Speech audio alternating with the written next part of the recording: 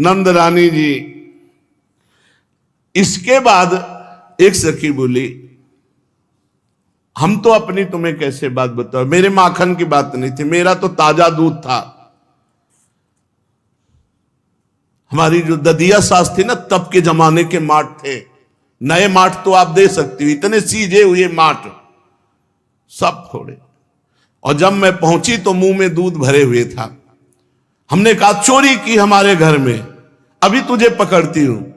तो ऐसे इशारा किया, तो मैं नजदीक गई तो पूरा दूध मुंह में मार दिया और भाग गया। पकड़ में ही नहीं आया। पूरा दूध जब आंखों में पड़ जाएगा तो पकड़ेगा कौन। उस दूध की फुटकार से मेरी आंखें भर गई, मेरी आंखों में कुछ दिखा नहीं, और इतने में कूदकर भाग गया। एक गोपी की, वो हंसती हुई बोली, गोप सुंदरी यशोदा जी, तुम तो मुस्कुरा रही हो। परसों की बात है, नीलमणि मेरे घर पर गया, नवनीत भांड में हाथ डाला। तो हमने कहा, ए तू कौन है? तो बोले, बलराम का छोटा भाई हूं। फिर यहां क्यों आया है? इस पर उसने उत्तर दिया कि अपने घर में नहीं आएंगे तो और कहां आएंगे। मैं हंसकर बोली, तुझे भ्रम हो गया है, तेरा घर नहीं मेरा घर है, और नवनीत के मटके में हाथ डाले हुए है ये मुद्रा। गोपी क्षमा करियो, मैंने अपना घर समझ करके, तू क्षण भर के लिए चिंतन कर भला। मैं खेलने गया, भूख लगी, अब मैया का कौन इंतजार करे, इसलिए मैं पा रहा था। तेरा घर है, आगे से नहीं आऊंगा। ऐसे ऐसे रचता है, कस्तुम बाला बाला अनुजा किमरे मन मंदरा संकया। एक ब्रजवासिनी बोली, सब उपाय हार करके मैंने नवनीत अंधेरे कमरे में रखा कि ये ढूंढ ही ना पावे, पर दंग रह गई। इसको खुशबू से पता चल जाता है।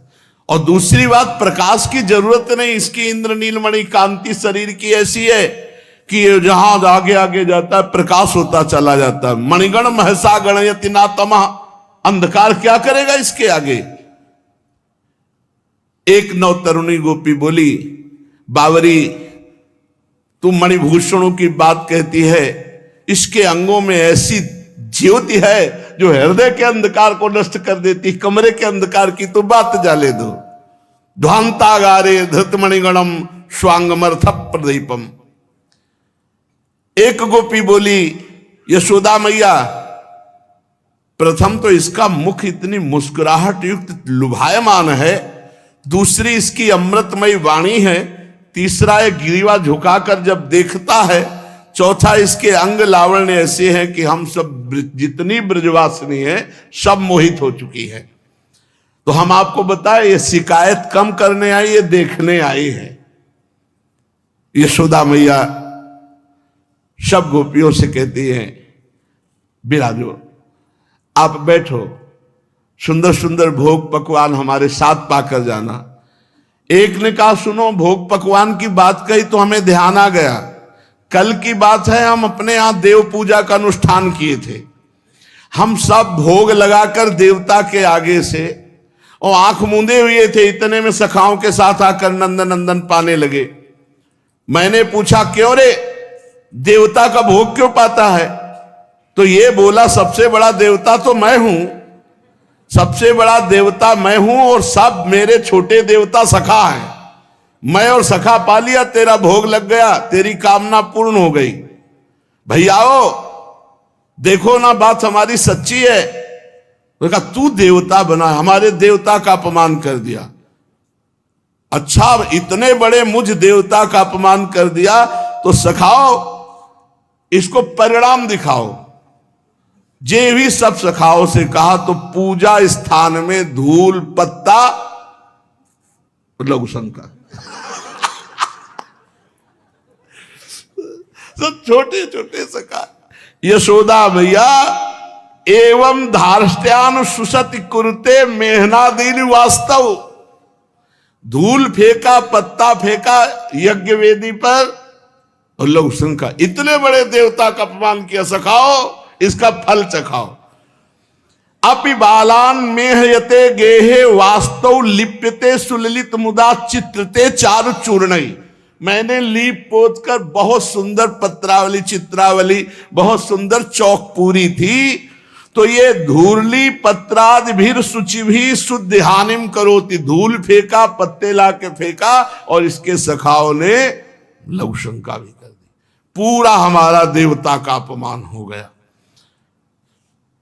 वो जब गोपी ऐसा कह रही थी तो भगवान बड़ी गंभीर मुद्रा में थे कि कहीं मैया की छड़ी ना उठ जाए। तो मैया की तरफ जब देखते तो एकदम सीधे बन जाते, गोपी की तरफ देखते तो चलता है। इस प्रकार मुद्रा धारण किए ब्रज सुंदरियों ने श्री कृष्ण के कौमार चापल्य का वर्णन किया। अंदर अंदर से मैया तो बहुत प्रसन्न हो रही कि चलो मेरा लाला कुछ कर रहा है, हष्टपुष्ट हो रहा है, चेष्टाएं कर रहा है।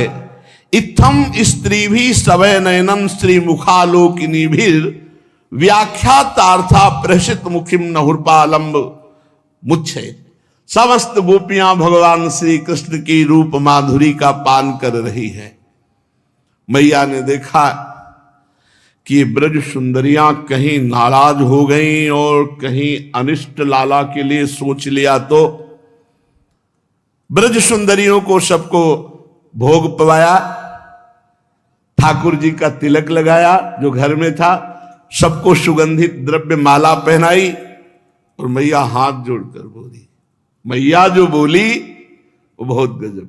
मैया कह रही कोई साप मत दे देना, कोई हमारे लाला का अनिष्ट मत कर देना, गारी मत दीजो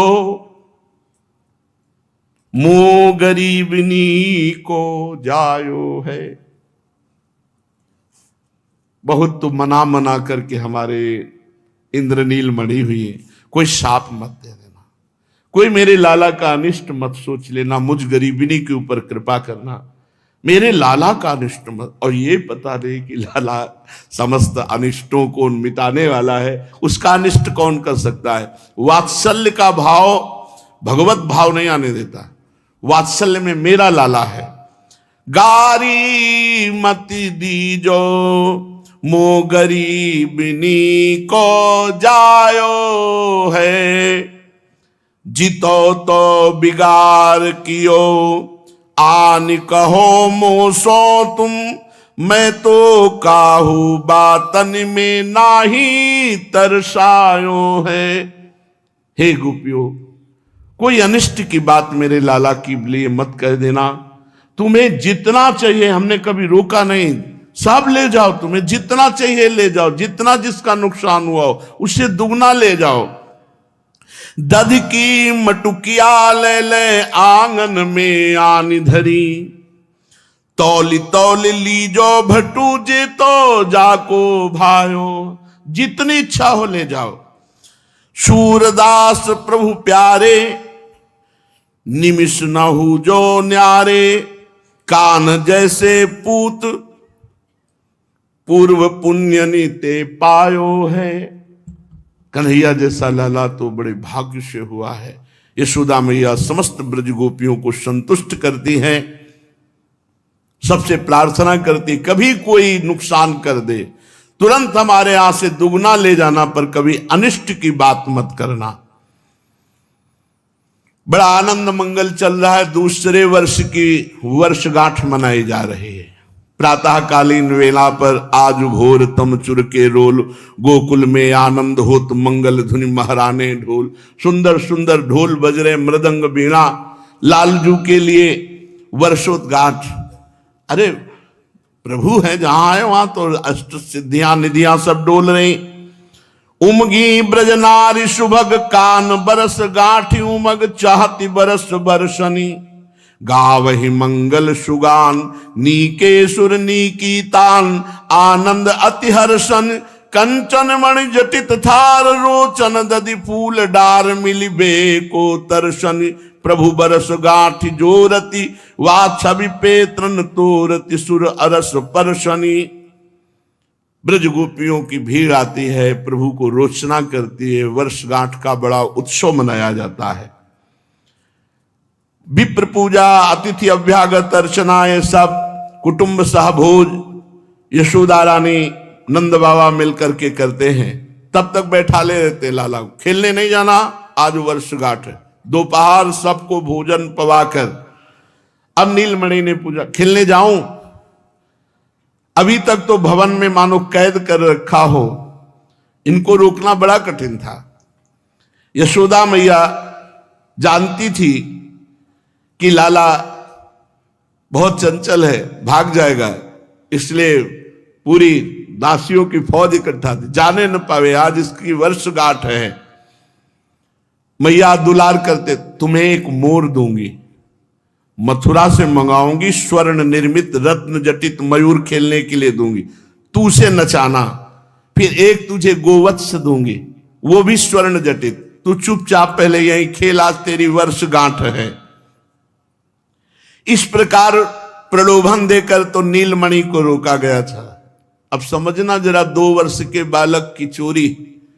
सच्चिदानंद भगवान 2 वर्ष में समस्त ब्रजमंडल की ब्रज गोपियों को महासुख प्रदान कर रहे हैं, ये कोई चोरी है? 2 वर्ष के बालक को क्या ज्ञान हो? भगवान ने 2 वर्ष की अवस्था में माखन चोरी लीला की। अब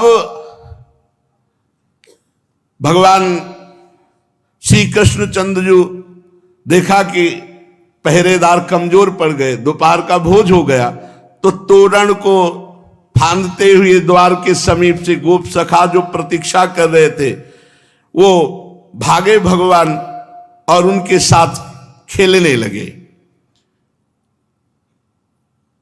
कहां गया नंद नंदन? यशोदा मैया व्याकुल होकर के, अरे देखो कोई उत्पात न कर दे, आज वर्षगांठ है, कहीं कुछ ऐसा अतिशय प्रीति में संदेह होता है।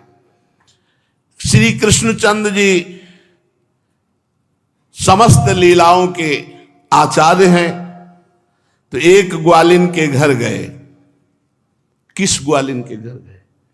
वर्षगांठ में सब उत्सव में आए हुए थे। एक नौवधू थी, उसको एक घर में कह दिया था तू घर में रहेगी, तू नहीं जाएगी।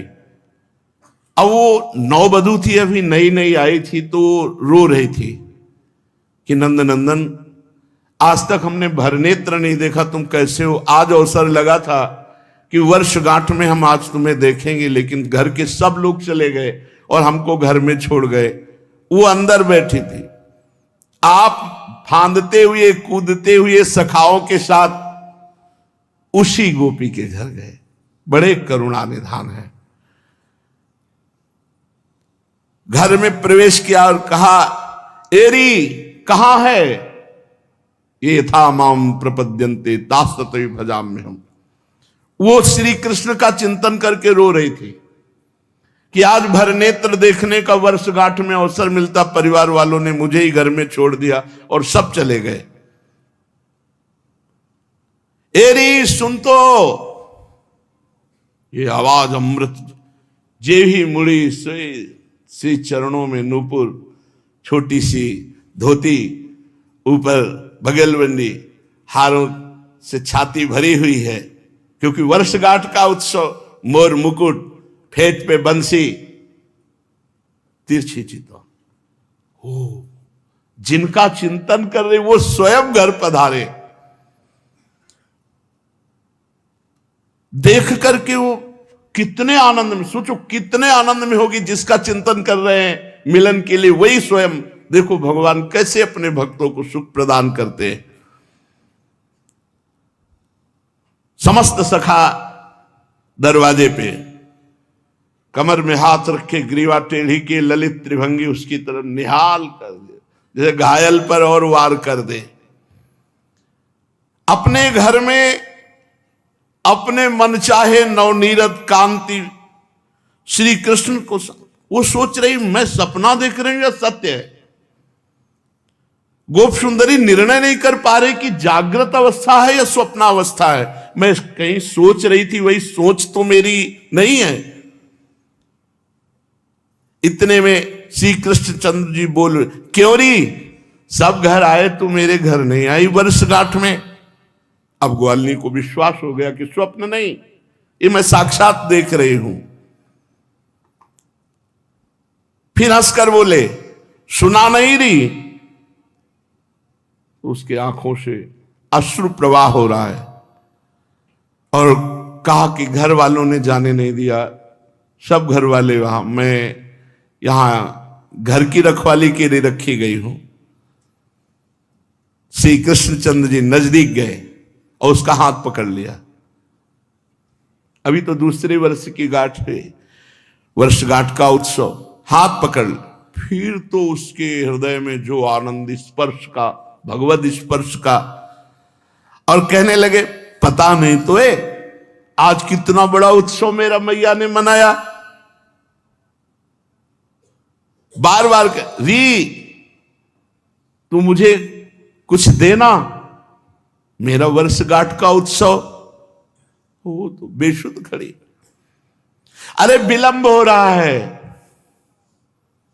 वो कुछ उत्तर नहीं दे रही, ये हंस रहे। अब उसने धीरे से इनका हाथ पकड़ लिया, श्याम सुंदर का, कहा छोड़, अच्छा कुछ नहीं दे सकती तो मुझे खेलने जाने दे। गोप सुंदरी कस के पकड़ लिया श्याम सुंदर को, और शायद वो हृदय से लगाना चाहती थी, पर ये चतुर शिरोमणि एक हाथ से ऐसे हाथ किया और उसके वक्षा स्थल का मोती का हार पकड़ा और तोड़ लिया। वक्षा स्थल पर जो मोतियों का हार, उसे तोड़ दिया। वो सब मोती भूमि पर बिखर गए। गोप सुंदरी को चेतना आई तो वो मोतियों का हार संभालने को दो, श्री कृष्ण का हाथ छूटा और गोप सुंदरी ने मोती के 2-4 दाने चुनकर अपने अंचल पर रख पाए थे। देखा श्री कृष्ण भाग गए। वो सोच रही थी कि मोतियों के चक्कर में मणि छोड़ दी, कहां कितना अपार सुख प्राप्त हो रहा था। अब वो विचार किया कि अगर ये बात मैं छुपाई तो ठीक नहीं रहेगी। मेरी मोतियों का हार तोड़ा तो मुझे भी अवसर मिल जाएगा अब जाने का नंद भवन में, मैं कहूंगी कि शिकायत लेके आई थी। अब वो गोप वनिता जो वर्षगांठ के उत्सव से निकल रही थी, ये वहां पहुंची और वहां जाकर के यशोदा मैया से कहा, मैया ये शिकायत में करने आई हूं कि आज मेरे मोतियों का हार आपके लाला ने तोड़ दिया। मैं अकेली बैठी थी, ये गए, मेरा हाथ पकड़ा और फिर मेरी मोतियों की माला तोड़ दी। वैसे तो मैं नहीं बताने आती, पर घर वाले तो, इसलिए मैं शिकायत करने आई हूं। मैया ने कहा, आएगा तो मैं डांट दूंगी, तुम मेरा मोतियों का हार ले लो। और उतारा और अपने वो तो निहाल हो गई, कहां वो दो लरी का मोती और कहां यशोदा मैया के मोतियों का हार। वो तो रोम रोम पुलकित हो उठी और चली गई।